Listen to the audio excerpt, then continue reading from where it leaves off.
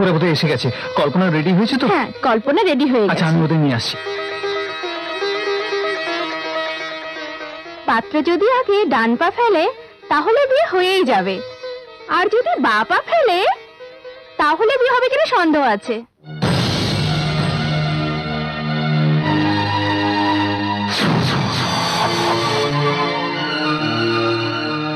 নমস্কার। নমস্কার। আসুন আসুন।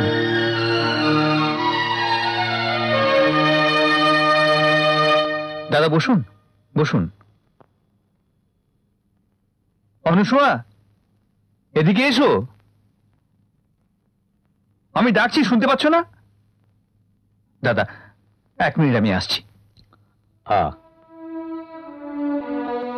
এখানে কি করছো? হ্যাঁ, আমি ডাকছি, কানে পৌঁছনি? দৌড়ে যেতে হয় না? কার জন্য দৌড়ে যাব? যার জন্য দৌড়ে যাব সে তো মোটে চলতেই পারে না। তুমি তুমি কিনা শেষে আমার মেয়ের জন্য খোঁড়াবার ঠিক করলে। কেন কেন তুমি এই কথা আগে বলনি? আগে বলে দিলে তুমি কি রাজি হয়ে যেতে? তাই বলে একটা খোঁড়ার সাথে মেয়ে বিয়ে দেওয়ার ব্যবস্থা করেছো? হ্যাঁ, যদি তারা রাজি হয় বিয়েটা সেখানেই হবে। ওরা রাজি হলে ওভাবে বিয়ে দেবে? তার চেয়ে ওর গলা টিপে মেরে ফেললে না কেন? অনুসুয়া, ভালো পর ভালো ঘরে বিয়ে দিতে কোন বাবা না চায়, কিন্তু আমার সে শক্তি নেই।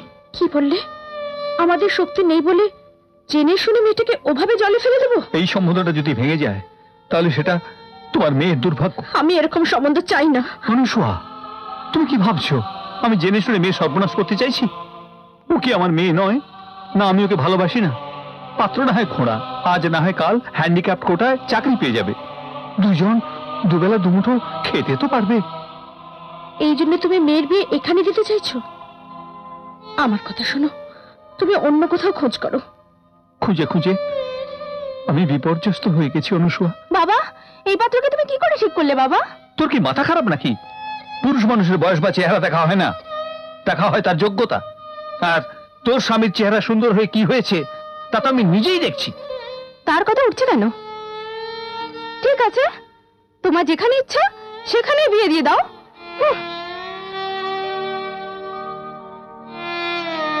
মা, কোনো বাবা তার মেয়ের প্রতি অন্যায় করতে চায় না। মা, আমি যে অবস্থায় আছি এর চেয়ে বেশি কিছু করতে পারবো না। তাই বলে তুই ভাবিস না মা, তোকে তোর বাবা ভালোবাসে না। তোর বাবা একটা গরিব ভিখারি মা। যদি কোনো ভালো পাত্র দেখে বিয়ে দিতাম তোকে, আর কিছুদিন পরে অ্যাক্সিডেন্টে তার একটা পা বা হাত কাটা যেত, তুই কি তাকে ছেড়ে চলে আসতে পারতিস? একটা ভালো ছেলে দেখে তোকে বিয়ে দেবার তোর বাবার শক্তি নেই মা। তাই চিন্তা করে দেখ মা, বিয়ে না করে কতদিন এই ঘরে পড়ে থাকবি তুই? এতে তোর নিজের ঘর হবে, সংসার হবে। এরপরেও তোর যদি ইচ্ছে না হয় তাহলে আমাকে বলে দে মা, আমি ওনাদের বারণ করে দেব। বাবা, মা বাবা সন্তান উপহার দেয়, আর বাবা মেয়েকে জীবন সাথী উপহার দেয়। মা স্নেহ দেয়, বাবা তার কর্তব্য করে। তাই তোমারও যা ইচ্ছা আমারও তাই ইচ্ছা বাবা। বুঝলেন দাদা, আপনার মেয়েকে আমার পছন্দ হয়েছে, এবার ওকে নিয়ে যান।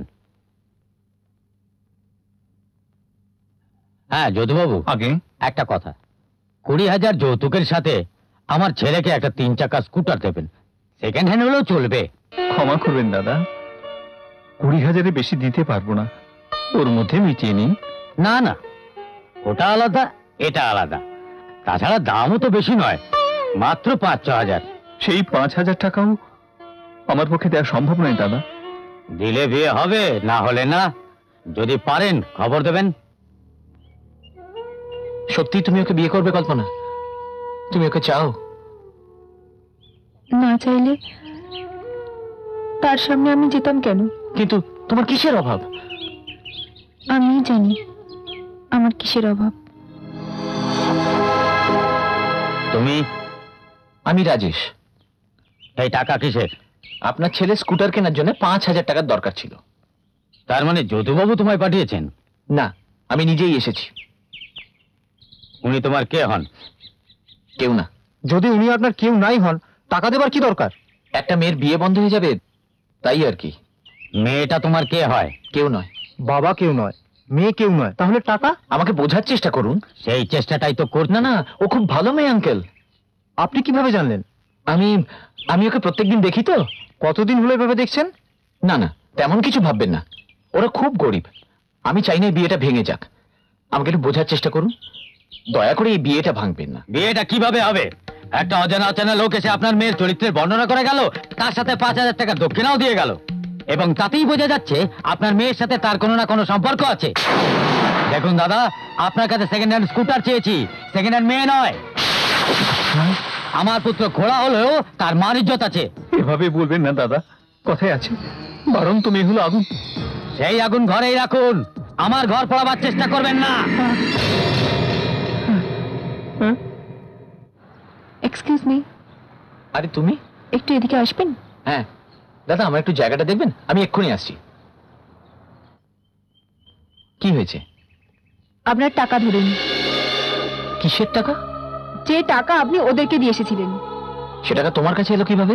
সেই ভদ্রলোক এসে আমার গুণকীর্তন করে গেছে। আর তোমার বিয়ে বন্ধ হয়ে গেছে। কারণ? ওরা ভেবেছে আপনার সাথে আমার কোনো সম্পর্ক আছে। তোমার সাথে আমার সম্পর্ক? আমাদের ভেতর তো এরকম কোনো সম্পর্ক নেই।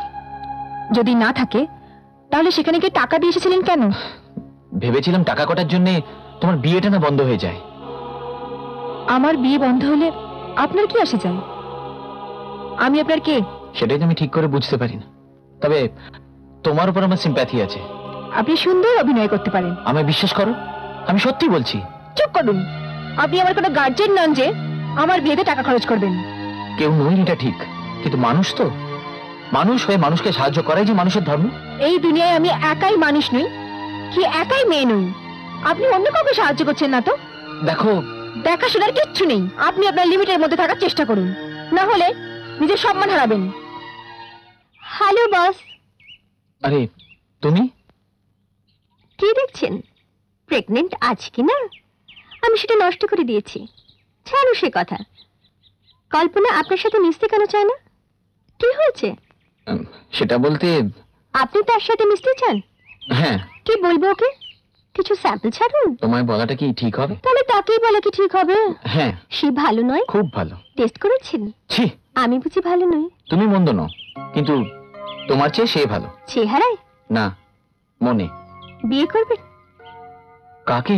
আরে ঘাবড়াবেন না, আমার নয়, কল্পনাকে। সে তো আমায় বিয়ে করতে চায় না। কিন্তু বস, বিয়ে হলে তো মিটেই গেল, একজনের কাছে বাধা হয়ে গেলে।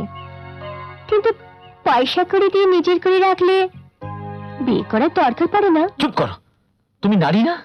আর কোনোদিন যদি কল্পনার বিরুদ্ধে কিছু শুনি, তাহলে তোমার জিভটা উপড়ে নেব। Thank you boss, thank you very much. আমি ঠিক এই কথা আপনার মুখ থেকে শুনতে চেয়েছি। আমি আজ জানতে পেরেছি যে আপনি কল্পনার জন্য রাগ করতে পারেন, হাসতে পারেন, কাঁদতে পারেন, আর কল্পনার জন্য মরতেও পারেন।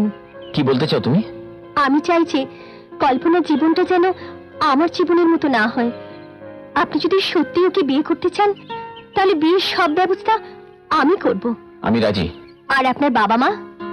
বাবা বোধহয় রাজি হবে না। হ্যাঁ। তাহলে বিদ্রোহ করুন।